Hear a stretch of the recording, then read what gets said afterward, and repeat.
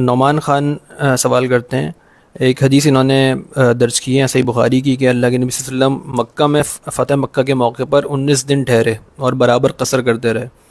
کہتے ہیں کہ اس لیے 19 دن کے سفر میں ہم بھی قصر کرتے رہتے ہیں اور اس سے اگر زیادہ ہو جائے تو پوری نماز ادا کرتے ہیں. ابن عباس کا قول ہے جی.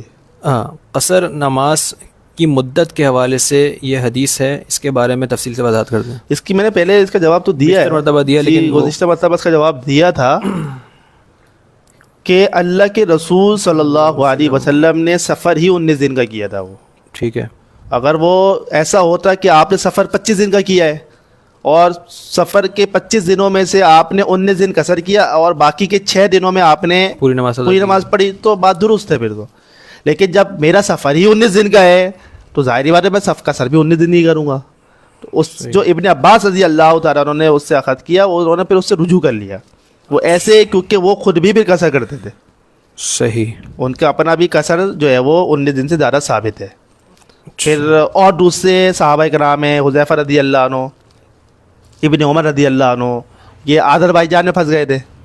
تو 6 ماہ تک جو ہے کیونکہ آذربائیجان ایک ایسی جگہ ہے جہاں پہ برف باری ہوتی ہے، راستے بند ہو جاتے ہیں، تو وہ ہر روز کے ان کا یہ ارادہ ہوتا ہے کہ واپس جانا ہے واپس جانا ہے. لیکن اس دوران سفر چلتا رہا، جب راستے نہیں کھلے وہ وہاں پہ رہ گئے تو وہ 6 ماہ تک وہاں پہ رہے اور 6 ماہ تک وہ قصر کرتے رہے. تو آپ کا سفر کی قصر کی مدت اس حد تک ہی ہے کہ جس حد تک آپ کا سفر ہے. جب تک آپ سفر میں ہیں آپ قصر کرتے رہیں.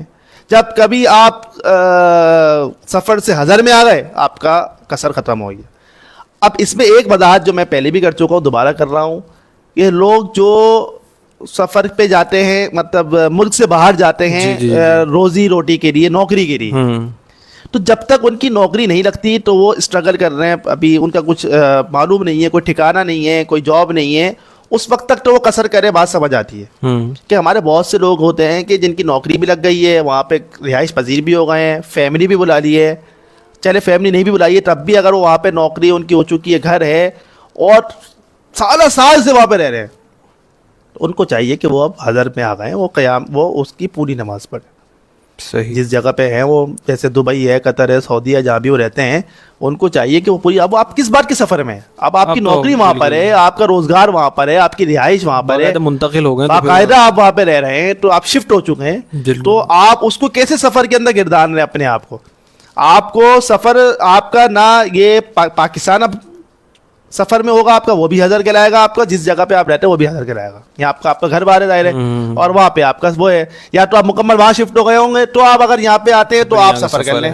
لیکن کسی ایک جگہ کو تو کریں، آپ دونوں جگہ ہی قصر کر رہے ہیں، یا پھر آپ نے جہاں پہ آپ 10 سال رہ رہے ہیں وہ قصر ہے اور 10 سال پورا سال رہ رہے ہیں وہاں قصر ہے، اور ہفتہ یا مہینے کی چھٹی میں جہاں پہ آتے ہیں وہ حضر ہے. تو یہ تو آپ غلط کر رہے ہیں نا. اس لیے بہتر یہ ہے کہ جو لوگ اتنے سال سے وہاں پہ رہ رہے ہیں انہیں چاہیے کہ وہ قصر کو چھوڑیں، اب جو ہے وہ حضر میں آ جائیں.